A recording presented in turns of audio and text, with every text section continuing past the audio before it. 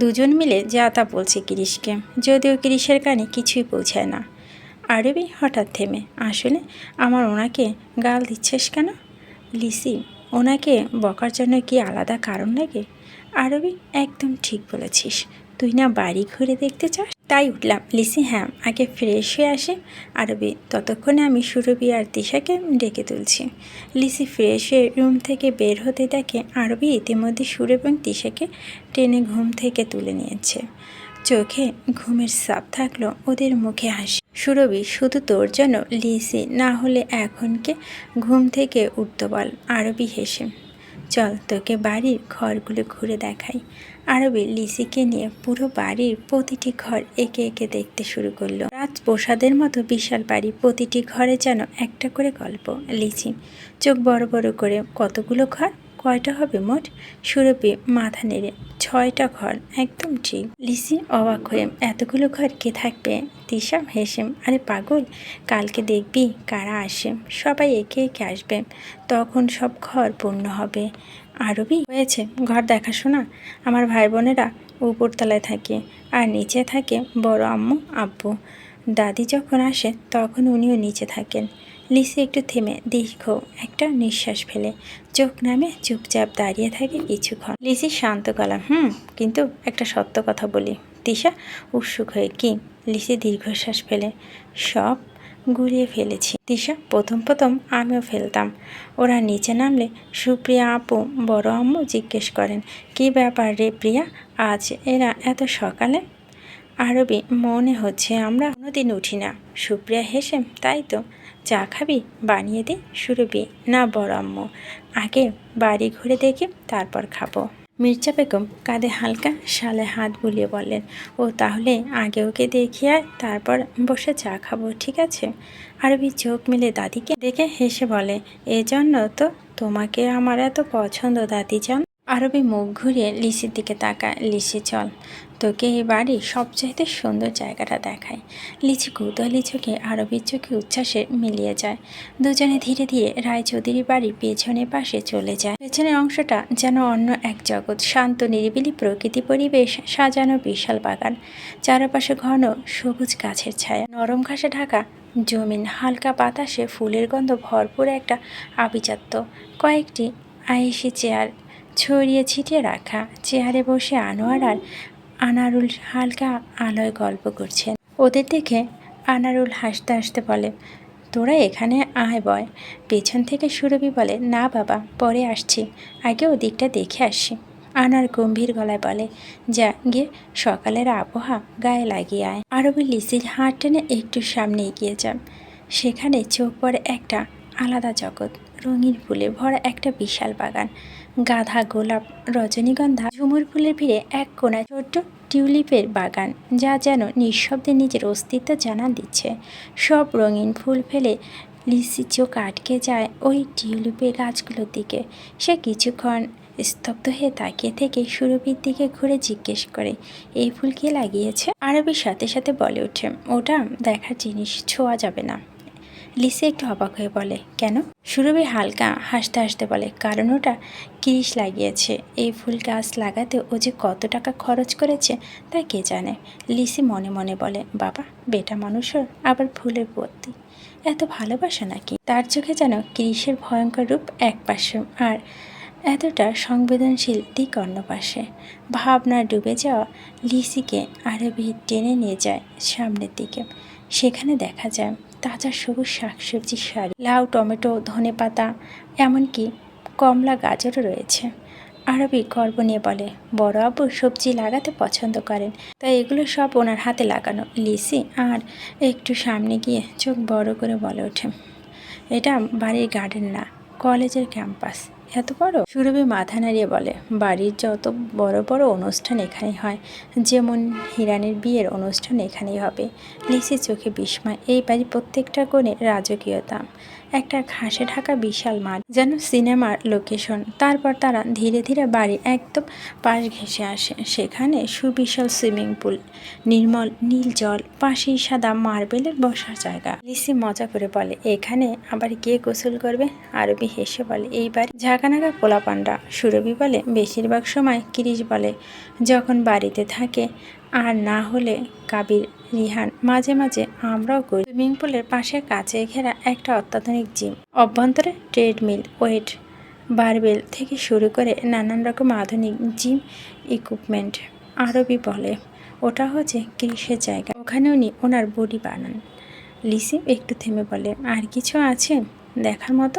সুরভির চোখে মিষ্টি হাসি নিয়ে বলে, অবশ্যই, এখানে লাইব্রেরি, অফিস, ছাদ বাগান সব বাকি। তিশা পেছন থেকে এগিয়ে এসে বলে, চল লিসি, এটাই শেষ। বাড়ির পেছনের দিকে মার্বেল পাথরে মোড়ানো এক চওড়া সিঁড়ির দোতলার দিকে উঠে গেছে। ধীরে ধীরে ওরা সবাই সেই সিঁড়ি পেয়ে উপরে উঠে। প্রতিটি ধাপ যেন এক একটা গল্পের সিঁড়ি। ওপর উঠে যে দৃশ্য চোখে পড়ে তা যেন স্বপ্নের মতো। ছাদের ওপর এক অপরূপ ছাদ বাগান, গোলাপ, গাঁদা, টগর আর বেলির ঘ্রাণ মিশে এক অদ্ভুত মায়া তৈরি করেছে।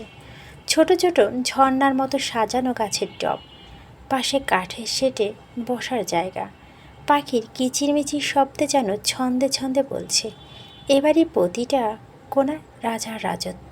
ছাদ বাগানের ভিতর দিয়ে হেঁটে গিয়ে আরবি একটা কাঠের দরজা খুলে বলে, এই দেখ আমাদের লাইব্রেরি। ভিতরে ঢুকতে লিসির চোখ ছানা বড়া।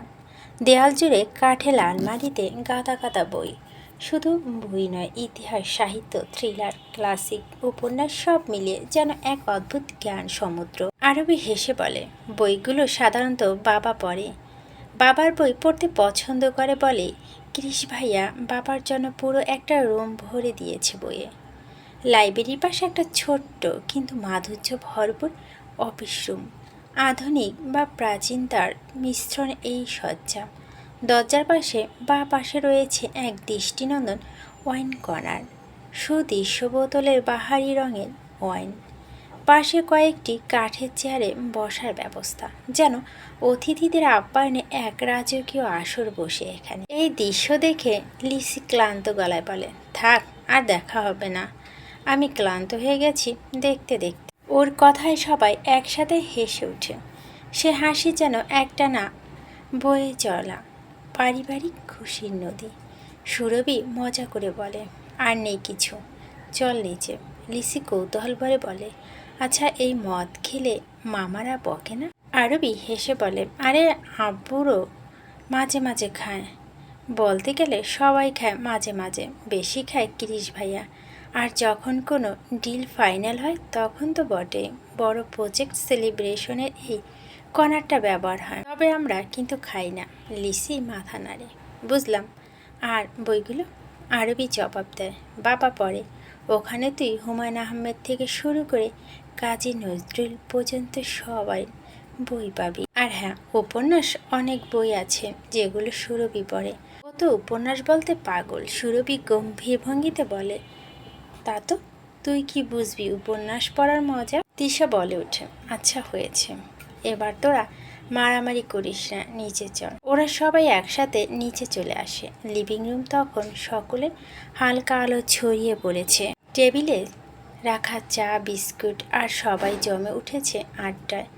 ওদের আসতে দেখে প্রিয়া সেনভরে বলে, চলে এসেছিস, আয় চা নে। আরবি একটু ঢং করে বলে, নাহি, খাবো তোমার চা।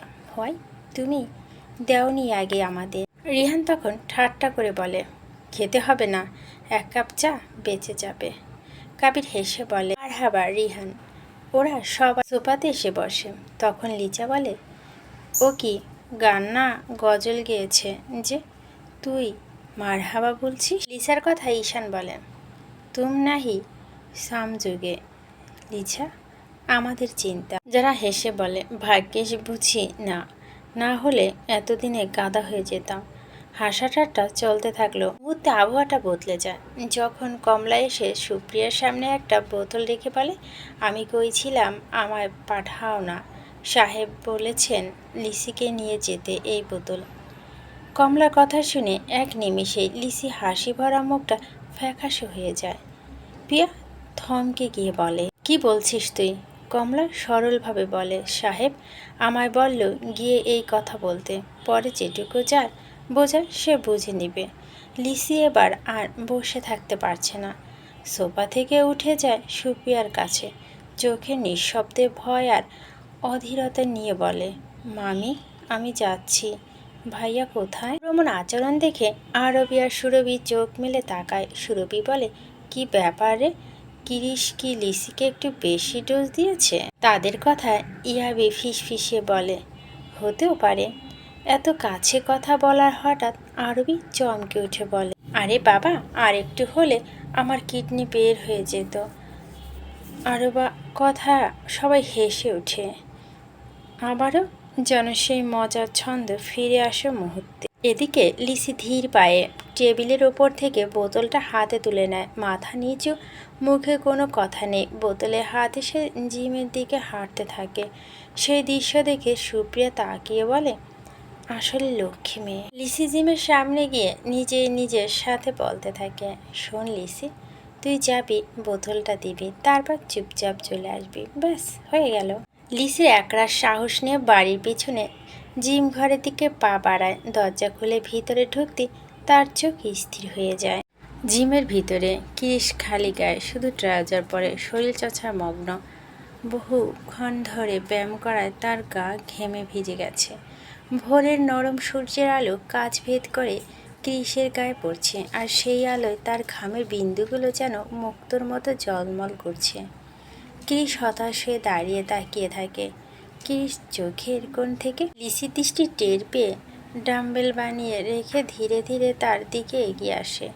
কিরিশকে এগিয়ে আসতে দেখে লিসির গলা শুকিয়ে যায়। সে গিলে নেয় একটা শুকনো ডুব, তারপর অজান্তেই হাতের পানি বোতলে ঢাকনা খুলে ঢক ঢক করে কয়েক খেয়ে ফেলে। কিরিশ সামনে এসে পাশের তাওয়ালা দিয়ে গা মুছতে মুছতে বলে, ওই পানির বোতলটা তো আমার জন্য ছিল, তুমি কেন খেলে? লিসি ঘোর কাটে। লিসি হতচকিয়ে বলে, কই, ওটা আমারই পানি ছিল, পিপাসা পেয়েছিল তাই খেয়ে ফেলেছি। কিরিশ তাওয়ালাটা নামিয়ে এসে লিসি একেবারে কাছে দাঁড়ায়। আমি বিশ্বাস করি না, আর এখন তো তেমন গরমও পড়েনি যে তোমার এমন তৃষ্ণা লাগবে। লিসি কপাল গুজে বলে, আচ্ছা মুস্তিলিক তো বাবা, পানি খেয়েছি বলে এবার কি আমাকে মেরে ফেলবেন নাকি? কিরিশ চোখ সরু করে বলে, না, হঠাৎ করে আমাকে দেখে তুমি পানি খেলে কেন? কিরিশের এমন ঘোরানো কথা এবার লিসি মাথা গরম, রেগে গিয়ে ঠং করে বলে, কি করব বলুন মিস্টার কিরিশ, আপনার হটনেস দেখে আমার গলা শুকিয়ে গিয়েছিল, তাই পানি খেয়েছি, এবার খুশি? কিরিশ ঠোঁট বাঁকিয়ে হেসে বলে, তাই? তাহলে কি একবার ছুঁয়ে দেখবে? এই কথায় লিসি গাল লাল হয়ে ওঠে লজ্জা, আর কিরিশ ধীরে ধীরে এগিয়ে আসে। লিসি পিছনে দু পা বাড়াতেই পিঠ ঠেকে যায় দেওয়ালে। কিরিশ দু হাত দিয়ে দেওয়ালের দুপাশে ঘিরে ধরে লিসিকে। লিসি মাঝখানে একেবারে ফেঁসে যায়। সে চোখ ঘুরিয়ে অন্যদিকে তাকাতে গেলে কিরিশ হাত বাড়িয়ে লিসির থুতনি আলতো ছোঁয়া দিয়ে তার মুখ নিজের দিকে ফেরায়। এ কি লিসি, শ্যামা লজ্জা পাচ্ছ? এ বাবা, নাক দিয়ে তো রক্ত পড়ছে। কথাটা শুনে লিসি চোখ কপালে তুলে তড়িঘড়ি করে নাকে হাত দিয়ে দেখে। আপনি মিথ্যে বলছেন, সরুন। সে কিরিশকে ধাক্কা দিতে গিয়ে থেমে যায়, কারণ কিরিশের গায়ে তখন কিছু নেই। লিসি জড়তা কাটিয়ে এক চতুরতে কিরিশের হাতে নিচ দিয়ে বের হয়ে দৌড় দিয়ে বেরিয়ে যায়। পেছনে কিরিশ এসে ফেলে।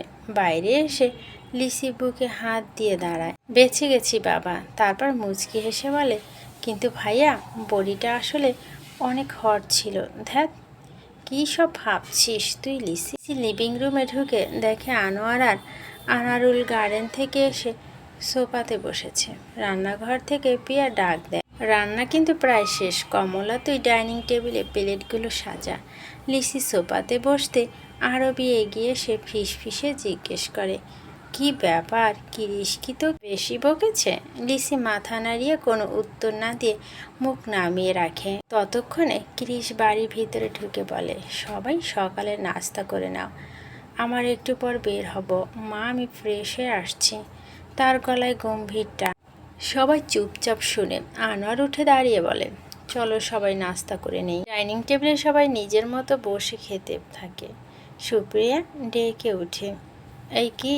সুপ্রিয়ার কথার পর লিসি অজান্তে চোখ তুলে তাকায় ক্রিসের দিকে। মেরুন রঙের শার্ট, সামনে দুটো বোতাম খোলা, যেন ঠিক তার জন্যই তৈরি হয়ে এসেছে পোশাকটা। অস্বাভাবিক সুন্দর লাগছে তাকে। ক্রিস চুপচাপে সে টেবিলে বসে, কোনো ভান নেই চোখে মুখে, শুধু হাতে একটা পাউরুটি আর নিখুঁতভাবে বাটার মাখাচ্ছে তাতে। হঠাৎ সে জিজ্ঞেস করে, রিহান তুই কি আপেল কেটেছিলি? রিহান চমকে না গিয়ে সোজা জবাব দেয়, হ্যাঁ ভালো করে কেটেছি ভাই। কাবির হালকা হেসে বলে, কিন্তু দানা পেলাম না তো। ক্রিস সেই মুহূর্তে থেমে যায়, তারপর ঠান্ডা গলায় বলে, দানা আমার কাছে। এক মুহূর্তের নিরাপত্তা। ইয়াবি হালকা হেসে বলে, ওকে। তবে তার গলায় একটা কৌতূহল টনটন করে বাজে। ঈশান তখন এক চুমুক জুস খেয়ে বলে, তাহলে অপারেশন সাকসেসফুল। ক্রিস কোনো আবেগ ছাড়াই বলে, রাত 8টায় খবর শুরু। সবাই চোখাচোখি, কিন্তু কেউ কিছু স্পষ্ট করে না। কিছু একটা ঘটছে, কিন্তু কি? এই আপেল আর দানার আড়ালে যে বিষাক্ত বাস্তবতা লুকিয়ে আছে তা বোঝে শুধু ওরাই। এদিকে লিসা চেয়ার ঠেলে উঠে দাঁড়ায়, আমার হয়ে গেছে।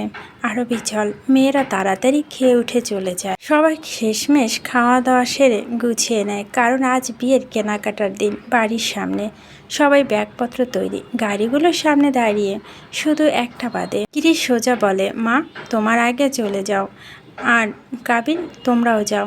আরবি একটু বিরক্ত হয়ে বলে, আরে লিসিকে তো আসতে দাও। ক্রিস মাথা নাড়ায়, তোমরা যাও, আমি লিসি ইয়াবিকে নিয়ে আসছি। সবাই ক্রিসের নির্দেশে গাড়ি উঠে চলে যায়। চুপচাপ হয়ে যায় পুরো জায়গা। গাড়ির পাশে দাঁড়িয়ে লিসি নিচে নেমে দেখে সামনে ফাঁকা, কোনো গাড়ি নেই, শুধু একটা গাড়ি, আর তার গায়ে হেলান দিয়ে দাঁড়িয়ে ক্রিস। লিসি অবাক হয়, সবাই কোথায়? আমাকে না নিয়ে চলে গেল? ক্রিস ধীর স্বরে বলে, ইয়াবি তুই কি আমাকে দেখতে পারছিস? ইয়াবি হাসি দিয়ে, অবশ্যই, কেন তুই কি অদৃশ্য নাকি? ক্রিস চোখ সরিয়ে, না লিসি মনে হয় দেখতে পাচ্ছে না। কথায় গভীরে একটা খোঁচা লুকিয়েছিল। ইয়াবি এবার ক্রিসের চোখের দিকে তাকায়। ক্রিস এবার চোখ ইশারা করে কিছু বলে। ইয়াবি চোখ বড় হয়ে যায়। ইয়াবি চমকে ওঠে, তার মানে এই সে? বলতে গিয়েও থেমে যায়। ক্রিসের চোখ বড় হয়ে তাকানোতেই থেমে যায় বাধ্য হয়ে। লিসি কপালে ভাঁজ ফেলে বলে, আমি যাব না। ইয়াবি তখন তার কাছে এসে একদম কোমল কণ্ঠে বলে, আমার সোনা বোন চল না, তুই না গেলে নানি আমায় বকে দেবে। আমিও তো যাচ্ছি তোর সাথে। লিসি চুপচাপ দাঁড়িয়ে থাকে। শেষমেশ ইয়াবির অনুরোধ এসে গাড়িতে উঠে যায়। তখনই পেছন থেকে ভেসে আসে ক্রিসের কণ্ঠ, আমি কি ড্রাইভার লিসি? না তো। গাড়ির পাশে দাঁড়িয়ে ক্রিস ঠান্ডা গলায় বলে, তুই পিছনে বসছো কেন? লিসি একটু থমকে গিয়ে বলে, ইয়াবি ভাইয়ার সাথে বসি ভাইয়া। ক্রিস চোখ সরু করে বলে, না বললাম না। পাশ থেকে ইয়াবি হালকা হেসে বলে, লিসি তুই সামনে যা, আমি একটু ঘুমাবো এই জায়গায়। এজন্য ক্রিসের গাড়িতে উঠেছি। লিসির আর কোনো উপায় থাকে না, সে সামনের সিটে গিয়ে চুপচাপ বসে পড়ে। ক্রিস গাড়ি স্টার্ট দেয়। গাড়ি চলতে শুরু করেছে 10 মিনিটের মতো। সামনে তাকিয়ে থাকা লিসি হঠাৎ মুখ ঘুরিয়ে বলে, বলছি আপনার গাড়িতে কি তেল নেই নাকি? ক্রিস ভুরু কুচকে তাকায়, কেন? লিসি হেসে ফোঁস করে, মানে আপনি যে গতিতে গাড়ি চালাচ্ছেন, এই রিক্সাও আপনার বিএমডব্লিউকে ওভারটেক করে দিল। এই গাড়ি আর মান সম্মান থাকলো না। এ কথা শুনে ক্রিসের চোখ আগুন জ্বলে ওঠে। সোজা বল, হোয়াট? ঠিক আছে লিসি শ্যামা, এবার তোমাকে দেখাই বিএমডব্লিউ কাকে বলে। এতক্ষণ চোখ বন্ধ করে বসে থাকা ইয়াবি কেঁপে ওঠে, ব্রো না, একদম না, আমি তো ঘুমাতে আসছিলাম। কিন্তু ততক্ষণে দেরি হয়ে গেছে। বিএমডব্লিউ গাড়িটা গর্জে ওঠে, ঠিক যেন রাস্তায় একটা সিংহের মতো ঝাঁপ দেয়।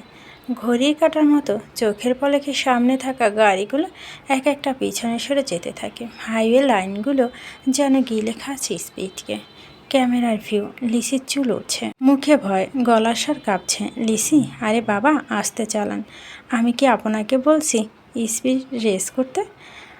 ক্রিস ঠান্ডা গলায় বলে, তুমি তো বললে, এখন সামলাও নিজেকে। লিসি, এতটাই না। ইয়াবি বোন আমার, তুইও ফাঁসলি, আমাকেও ফাঁসালি। ও বাবা, ক্রিস আসতে। ক্রিস কোনো কথা বলে না, গাড়ি যেন ছুটে চলে সেই সময় থেকে দ্রুত। ক্রিস ড্রাইভ করছে, তবে তার মুখে সেই স্বাভাবিক আত্মবিশ্বাসের ছাপ নেই। গাড়ির স্পিড বাড়ছে, ব্রেক করছে হঠাৎ, যেন মনে হচ্ছে এই বুঝি অ্যাক্সিডেন্ট হবে। বাকি গাড়িগুলো কেউ সামনে, সবাই থম মেরে বসে আছে। ক্রিস গাড়ি থামিয়ে হঠাৎ দরজা খুলে নেমে এসে বলে, আসতে, এই নেন পানি। ইয়াবি পাশের ওষুধ দোকান থেকে দৌড়ে এসে ক্রিসের হাতে একটা প্যাকেট দিয়ে বলে, ব্রো, এই নেন ওষুধ। এদিকে পেছনে বসা লিসি কান্নায় ভেঙে পড়েছে, চোখ দিয়ে গড়িয়ে পড়ছে অশ্রু, তার কণ্ঠ কাঁপছে। আমি কি এত জোরে চালাতে বলছিলাম? ক্রিস ঠান্ডা গলায় বলে, ওষুধটা নাও। লিসি মাথা নেড়ে ঠোঁট কাঁপিয়ে বলে, না না, আমি খাবো না। এবার ক্রিস হঠাৎ রেগে গিয়ে চোখ গরম করে তাকায়, এক ধমক দিয়ে বলে, বলছি খাও, খেতে হবে। ভয়ে সিটিয়ে যায় লিসি, আর একটা কথা না বলে কাপা হাতে ওষুধ মুখে দেয়। কিছুক্ষণ পরে বলে, ওই গাড়ি থামিয়ে সেখানে এসে পড়ে। সুপ্রিয়া ছুটে এসে বলে, এই কি হয়েছে লিসি? আরবি তো প্রায় ছুটে এসে চিৎকার করে, ওর কি হয়েছে? কিংবা ইয়াবি হাত তুলে বলে উঠে, চুপ করো তো, ওর গা পাকাচ্ছে, বমি করছে, এখন ওষুধ খেয়েছে, আর কোনো প্রশ্ন করিস না প্লিজ। আনোয়ার সবার সামনে এসে বলেন, ক্রিস, তাহলে তুই লিসিকে নিয়ে আয়। মিয়ার মা আগে যায়। মির্জা বেগম কাছে এসে আদর করে বলেন, লিসি এখন ভালো লাগছে? লিসি মাথা নেড়ে সম্মতি জানায়, তাহলে ভাইয়ার সাথে চলে আয় মা, আমরা আগে যাচ্ছি। কাবির পাশ থেকে ক্রিসকে ঠাট্টা ছলে বলে, ব্রো, এটা কি হ্যাপি জার্নি ছিল? রিহান ঠোঁট চেপে হেসে বলে, আই নো ব্রো, এটা আমাদের সাথে একবার হয়েছিল। সবার চোখ এবার লিসির দিকে। রিহান, ইয়াবি, কাবির, ঈশান সবাই একে অপরের দিকে তাকিয়ে বোঝার চেষ্টা করছে লিসি এখন ঠিক আছে কিনা। সবাই গাড়িতে উঠে চলে যায়। লিসি এখন একা একটা গাছের নিচে বসে, মুখ অস্থিরতা, এলোমেলো চুল মুখে এসে পড়েছে, বাচ্চার মতো করে চুলগুলো সামলাতে পারছে না। আর ঠিক তখনই ক্রিস ধীরে ধীরে তার কাছে এগিয়ে এসে বলে, কমলে চলো। লিসি ক্রিসের নির্দেশ শুনে মাথা নিচু করে উঠে দাঁড়ায়। ক্রিসের পেছনে দাঁড়িয়ে পকেট থেকে হঠাৎ একটা গোল্ডেনের গাউডার বের করে, তারপর চুপচাপ নিঃশব্দে লিচির চুলগুলো একত্রে করে বাঁধতে শুরু করে। লিচির চোখ হঠাৎ বিস্ময় বড় হয়ে যায়, সে এমন ব্যাপার আশা করেনি। চুল বাঁধা শেষ করে ক্রিস ঠান্ডা গলায় বলে, এবার ভালো লাগছে?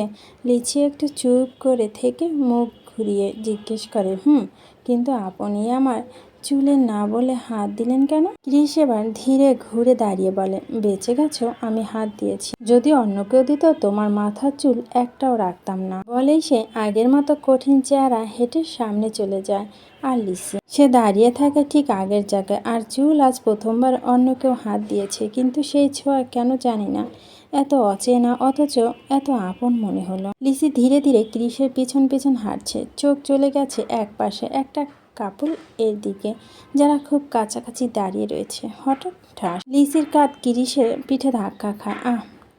কেড়ে লিসি ব্যথায় কেঁপে উঠে বলে। ক্রিস ধীরে ঘুরে দাঁড়িয়ে তার চোখে চোখ রেখে ঠান্ডা গলায় বলে, চোখ কোথায় তোমার লিসি? লিসি কিছু একটা বলতে যাবে, ঠিক তখন সে দাঁড়ানো সেই মেয়েটা গম্ভীর গলায় বলে ওঠে, দেখে কিছু শিখো, কিভাবে গার্লফ্রেন্ডের যত্ন নিতে হয়। তুমি তো আমার কোনোদিন চুলে বেঁচে দেওনি, কথা বলবো না আমি তোমার সাথে? ক্রিস এবার হালকা ঠোঁট বাঁকিয়ে লিসির দিকে তাকিয়ে বলে, কি ব্যাপার লিসি সোমা, তার মানে তুমি আমাকে তোমার?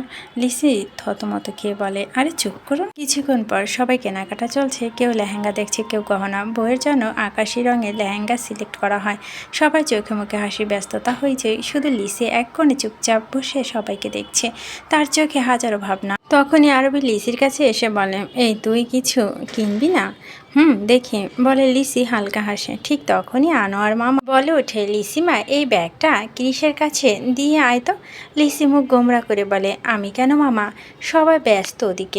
ইচ্ছে না থাকলেও মুখে না করতে পেরে লিসি কোনো রকম ব্যাগটা হাতে নেয়। হাঁটতে হাঁটতে হঠাৎ থেমে যায়, মনে পড়ে যায়, আরে ও তো জানেই না ক্রিস কোথায়। নিজের কপালে আলতো করে দুটো টোক, আমার বুদ্ধিটা গেল কোথায়? সে সুপ্রিয়ার কাছে এসে বলে, মামি ভাইয়া কোথায়? সুপ্রিয়া হেসে বলে, ও পাশে দোকানে দেখো। কোনটা? সুপ্রিয়া ইয়াবিকে ডেকে বলেন, ইয়াবি বাবা, লিসিকে ক্রিসের কাছে নিয়ে যাও। আর শোনো লিসি, ব্লাউজের কাপড়টা দেখে নিও, ইয়াবি এসে বলে, চলো বোন আমার। লিসি মুখ বাঁকিয়ে সুপ্রিয়ার দিকে তাকিয়ে বলে, তুমি এজন্যই আমাকে পাঠালে? আচ্ছা আমি গেলে কি পাবো মামি? সুপ্রিয়া এবার আর নিজেকে সামলাতে না পেরে হেসে ফেলে। হ্যাঁ মা, বলেছ তুমি ভালো কাপড় চিনিস, আর তুই যা চাস তাই দিব। এখন যা, না হলে ক্রিস আবার রাগ করবে। ক্রিসের কাছে গিয়ে ইয়াবি বলে, বড় এই না, আর আমি গেলাম মামিদের কাছে। এই বলে এক দৌড়ে উদা হয়ে যায়। লিসি হাঁ করে তাকিয়ে থাকে। ইয়াবি সে দৌড়ের দিকে। ক্রিস ঠান্ডা গলায় বলে, লিসি ব্যাগটা দাও। লিসি যেন শুনতে পায় না।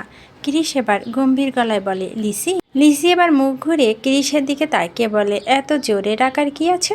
আমি কি বদির? অবশ্যই, ব্যাগটা দাও। ক্রিস সংক্ষেপে উত্তর দেয়। লিসি ব্যাগটা তার হাতে তুলে দেয়। ক্রিস দোকানের দিকে যাওয়ার জন্য পা বাড়াতেই যাবে, তখন পিছনে ফিরে বলে, আসো নাকি, কোলে করে নিয়ে যাব। লিসি লাফিয়ে বলে, না না, আল্লাহ আমাকে বড় বড় দুটো পা দিয়েছেন, আমি একা যেতে পারি। এই বলে সে আগে আগে হাঁটতে শুরু করে। ক্রিস তার পেছন পেছন এগুতে থাকে। হঠাৎ তার ঠিক বিপরীত দিক থেকে এক বয়স্ক ব্যক্তি ঠেলা গাড়িতে কিছু ভারী ব্যাগ নিয়ে আসছিলেন। গাড়ির ভার সামলাতে না পেরে হঠাৎ ব্যালেন্স হারিয়ে পড়ে যান। সেই ব্যাগগুলো ঠিক লিসি পায়ের ওপর গিয়ে পড়ে। আহা! লিসি ব্যথা প্রায় বসে পড়ে। ব্যাগ সরাতে পারছে না, পা যেন অবশ হয়ে গেছে। ক্রিস ছুটে আসে, ব্যাগগুলো সরিয়ে দিয়ে তৎক্ষণাৎ বলে, লিসি লাগেনি তো, ওঠো। কিন্তু লিসি প্রায় চোখের জল এনে বলে, মনে হয় পা ভেঙে গেল। আশেপাশ থেকে লোকজন ছুটে আসে। একজন লোক বয়স্ক লোকটিকে উঠতে সাহায্য করে। বয়স্ক লোকটি উঠে এসে কাপা গলায় বলে, তোমার লাগেনি তো মা? আমি আসলে সামলাতে পারিনি, ক্ষমা করে দাও আমাকে। লিসি ব্যথা সহ্য করে কষ্টের হাসি দিয়ে বলে, না দাদু, আমার তেমন কিছু হয়নি। আপনি ক্ষমা চাচ্ছেন কেন? আমি ঠিক আছি, হাঁটতে পারবো ইনশাল্লাহ, চিন্তা করবেন না। ক্রিস একপাশে দাঁড়িয়ে কথাগুলো শুনে চুপচাপ তাকিয়ে থাকে। তার চোখে হালকা প্রশংসার ছাপ। এই মেয়েটি শুধু সুপ্রিয়ার কথা পর লিসি অজান্তেই চোখ তুলে তাকায় ক্রিসের দিকে। মেরুন রঙের শার্ট, সামনে দুটো বোতাম খোলা, যেন ঠিক তার নিজেরই তৈরি করা হয়েছে পোশাকটা। অস্বাভাবিক সুন্দর লাগছে। ক্রিস চুপচাপ এসে টেবিলে বসে। কোনো সুন্দরী না তার সাথে, মনটাও সুন্দর। কিছুক্ষণ পর লোকটি চলে গেল। লিসি এখনও ব্যথা নিয়ে বসে আছে। ক্রিসের দিকে তাকিয়ে বলে, ভাইয়া আমাকে উঠান, নাকি এভাবে বসে থাকবো? ক্রিস হালকা হেসে তার দিকে এগিয়ে আসে। লিসির পায়ে ব্যথা লাগায় ক্রিস ঝুঁকে এসে তাকে উঠিয়ে দাঁড় করিয়ে দেয়। ঠিক তখনই ব্যথায় লিসি ক্রিসের বুকের উপর হেলে পড়ে। তাকে শক্ত করে ধরে বলে, এই যে বলছিলে তোমার কিছু হয়নি, আর কে বলছিল আমার আগে হাঁকে হাঁটতে? লিসির চোখে জল চলে আসে। একদম বাচ্চার মতো করে বলে, দেখতে পাচ্ছেন না আমার পায়ে ব্যথা লাগছে, তার উপরে আবার আমাকে বকছেন? এভাবে কান্না করার শব্দে আশেপাশের মানুষজন ওদের দিকে তাকাতে থাকে। ক্রিস কিছু না বলেও নিজেকে সামলে নেয়। সে লিসিকে পাশে থাকা বেঞ্চে বসিয়ে দেয়। ধীরে ধীরে লিসির পা থেকে জুতো খুলে দেয়। এরপর পায়ে হাত দিতে যাবে। লিসি গুছিয়ে বলে, আমার পায়ে হাত দিবেন না। ক্রিস গম্ভীর গলায় বলে, আমাকে রাগাবে না, যা করছি তা করতে দাও, না হলে এই পাটা আমি সত্যি সত্যি ভেঙে দিব। এই হুমকিতে লিসি আর কোনো কথা বলে না। ক্রিস এবার মনোযোগ দিয়ে লিসির পা দেখে। ব্যাগগুলো পড়েছিল ডান পায়ের ওপর, সেই জায়গা ফুলে গেছে, জমে গেছে গাঢ় রক্ত। ক্রিস কপালে হাত রেখে বলে, তোমাকে আমি এই পায়ে কি অবস্থা করেছো? আমি করিনি তো, মুখ ফুসকে উত্তর দেয় লিসি। আমার মুখে মুখে তর্ক করো, এক থাপ্পড়ে তোমার 32টা দাঁত ফেলে দিব। কি? তাহলে তো একটা থাকবে না। ইস, কি বাজে দেখাবে, বলে লিসি আবার মুখে হাত চাপা দিয়ে রাখে যেন নিজেকে সামলা। ক্রিস আবার একটু রেগে তাকিয়ে বলে, লিসি শর্মা, তোমাকে আমি এখন চুপ করে এখানে বসো। পকেট থেকে ফোন বের করে ক্রিস দ্রুত মারকে ফোন দেয়। মার যেখানে আছে শোনো, এই মলমটা নিয়ে এক্ষুনি আসো। ফোন রেখে দেয়। এদিকে লিসি চেয়ারে বসে পা নাড়াতে নাড়াতে বলছে, ব্যথা করছে ভাইয়া। কিছুক্ষণের মধ্যে মার্ক দৌড়ে এসে ক্রিসের হাতে মলমটা দিয়ে বলে, বস আপনি যে মলমটার কথা বলেছিলেন। ক্রিস চুপচাপ মলমটা নিয়ে নিচু হয়ে বসে। লিসির পা নিজের হাঁটুর উপর তুলে নিয়ে মলম লাগাতে শুরু করে। লিসি তাকিয়ে থাকে তার দিকে। হঠাৎ চোখ পড়ে আশেপাশে, দেখে শুধু সে নয়, পুরো মলের অর্ধেক মেয়েরা ক্রিসকে তাকিয়ে তাকিয়ে দেখছে। আর দেখবেই না কেন, ক্রিস পরনে মেরুন রঙের শার্ট, কয়েকটা বোতাম খোলা, এলোমেলো চুল, গম্ভীর নীরব চোখ, পুরো একটা ওয়ার্কিং ডেঞ্জার। মলমটা লাগে ক্রিস বলল, এবার চলো। বলে লিসি দাঁড়ায়, কিন্তু পা বাড়াতেই আবার কষ্ট মুখ বিকৃতি হয়ে ওঠে। ও মা, আমার পা। ক্রিস ঠান্ডা গলায় বলে, তোমাকে কি আমি উঠে দাঁড়াতে বলেছিলাম পাগলি? লিসি বসে পড়ে, মুখ ফুলিয়ে বলে, না দাঁড়ালে তো হাঁটবো কী করে? হাত দিয়ে? আমি কি তোমাকে হাঁটতে বলেছি? ওঠো। লিসি একটু অবাক হয়ে বলে, কি করবেন আপনি? আমি উঠবো না, আবার ব্যথা পাবো। এবার ক্রিস রেগে গর্জে ওঠে, তোমাকে নিয়ে বাসর করবো, উঠো। কি পাগল নাকি? এই বলতেই ক্রিস হঠাৎ এক ঝাটকায় লিসিকে কোলে তুলে নেয়, নিচে রাখা লিসির জুতোগুলো হাতে তুলে নেয়।